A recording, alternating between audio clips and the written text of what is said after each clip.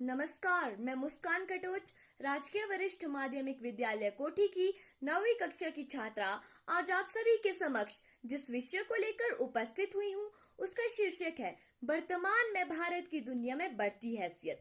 हम हमेशा सुनते भी आए हैं और पढ़ते भी आए हैं कि कभी भारत सोने की चिड़िया हुआ करता था, विश्व गुरु हुआ करता था, ज्ञान विज्ञान का केंद्र हुआ करता था, अर्थात भारत दुनिया की सबसे बड़ी आर्थिक शक्ति और विश्व गुरु दोनों एक साथ ही था।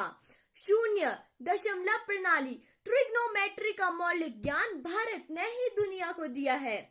उस समय तो दुनिया को जीरो तक का ज्ञान नहीं था। जीरो दिया मेरे भारत ने तब दुनिया को गिनती आई कि जीरो दिया मेरे भारत ने तब दुनिया को गिनती आई।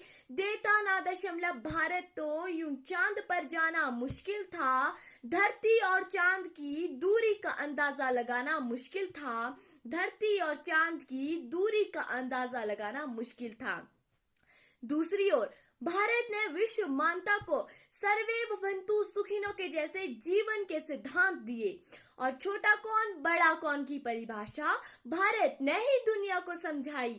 अयम निजा परोपेति गणना लघु चेतसाम उदारचिता नाम तु वसुधैव कुटुंबकम, अर्थात छोटा सोचने वाला ही छोटा होता है, बड़ा तो वह होता है जो पूरी दुनिया को ही अपना परिवार समझता हो।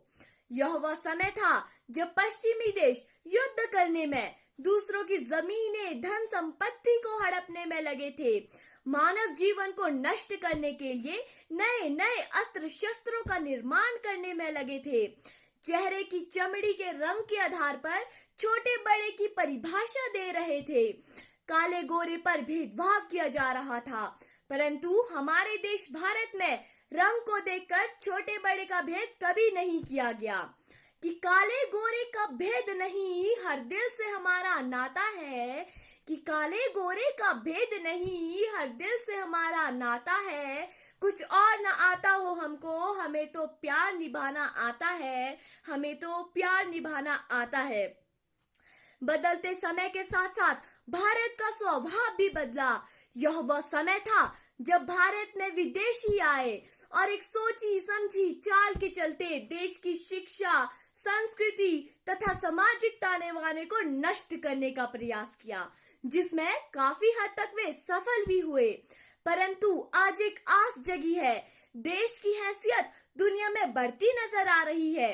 कुछ उदाहरणों के माध्यम से भारत की दुनिया में बढ़ती हैसियत को समझा जा सकता है। भारत ने विश्व मंच पर योग के महत्व को समझाया। दुनिया के 173 देशों ने भारत के प्रस्ताव पर मोहर लगाई और पहली बार भारत के प्रस्ताव पर 21 जून को अंतर्राष्ट्रीय योग दिवस मनाए जाने की सहमति बनी। यह भारत की विदेश नीति की विजय है। इसी के साथ साथ आज भारत मिसाइलों का निर्यात कर रहा है। मेक इन इंडिया के तहत अपने देश में ही मिसाइलें, युद्ध सामग्री तैयार की जा रही है। आज दुनिया भारत की बात गौर से सुनती है, भारत से राय लेती है, भारत को समझना चाहती है।